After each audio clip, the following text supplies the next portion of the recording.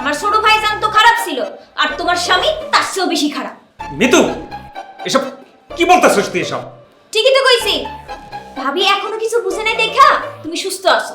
দাঁড়াও, আমি ভাবির সব কম ভালোভাবে কম। কিন্তু কি হয়েছে বলো তো, তুমি তোমার ভাই সম্পর্কে কি জানো?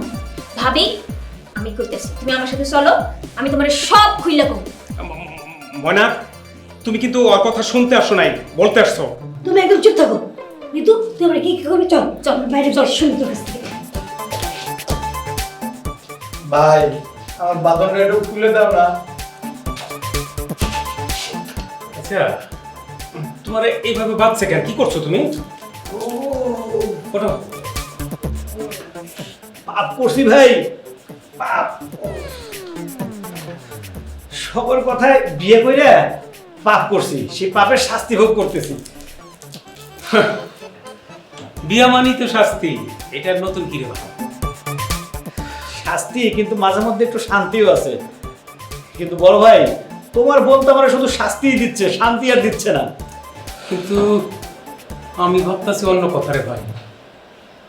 তোর বউ যে আমার বউরে নিয়ে গেল, কি না কি বইলা দে আমি। আচ্ছা, আমার সম্বন্ধে কি ওই তোমার কাছে মিতু এমন কিছু বলছে? আমার অতীত মনে করো, আমার মন্দ সুন্দর কিছু বলছে নাকি? বড় ভাই, তুমি তো পুরুষ মানুষ তাই না? এটাই তোমার শাস্তি। তুমি থাকলে থাকো, আমি ভাগি, নাহলে তোমার বোন এসে আমার আবার ঝামেলা ফেলবে। আমি গেলাম, তুমিও আমার সাথে চলো, নাহলে তুমিও ঝামেলা করবা। ইয়ে ময়না, ভাবি, বাচ্চা হলে কি অনেক কষ্ট হয়? আচ্ছা, সিজার করলে ভালো হয় নাকি নর্মাল ডেলিভারি করলে ভালো হয়? এই, তুমি এই কথা বলতেছো কেন? কয়দিন আগে না তোমার বিয়ে হইলো? ওহ ভাবি, আমার পেটে তো বাচ্চা। কি কও? কেমনে করে কি হলো? কেমনে কি হইলো সেটা তোমার পরে বলবো, আগে ভাইয়ার কথা কও। এমন একটা চরিত্রহীন লোকের সাথে তুমি কিভাবে সংসার করতেছো বলো তো? বলো কি? তোমার বড় ভাই আবার কি করছে? কি করছে তুমি জানো না? ভাইয়া তো একটু সুযোগ পাইলে মাইয়া মানুষের গায়ে হাত দিতে চায়। হায় আল্লাহ, এটা তুমি কি কইতেছো? জি, শুধু ভাইয়া না, আমার ছোট ভাইয়াও এমন, আমার আব্বাও এমন ছিল। হায় আল্লাহ, আমি কতদিন ধরে সংসার করতেছি, আমি তো কিছুই টের পাইলাম না। টের পাও না বলেই তো এই পুরুষ মানুষের এত বড়াই। একটু চোখ কান খুলে রাখতে পারো না? রাখলে তো তোমাদের মতো তো সুন্দর নারীদের উপর এমন পুরুষ মানুষরা সর্বনাশ করতে পারে না। আর ভাইয়া, ভাইয়া তোমার একলা পাইলে গায়ে হাত দেওয়ার জন্য ব্যস্ত হইয়া পড়ে না বলো? তুমি তো ছোট বোন, তোমার আর কি কমু?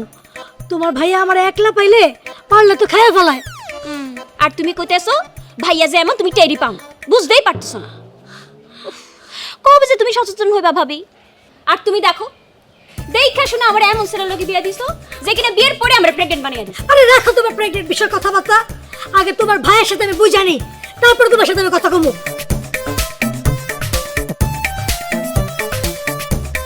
বাহ,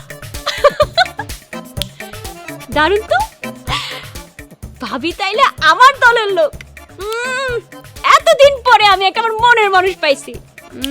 খেলা জমবো, খেলা জমবো, খেলা জমবো। সবই তো শুনলা, বুঝো এবার।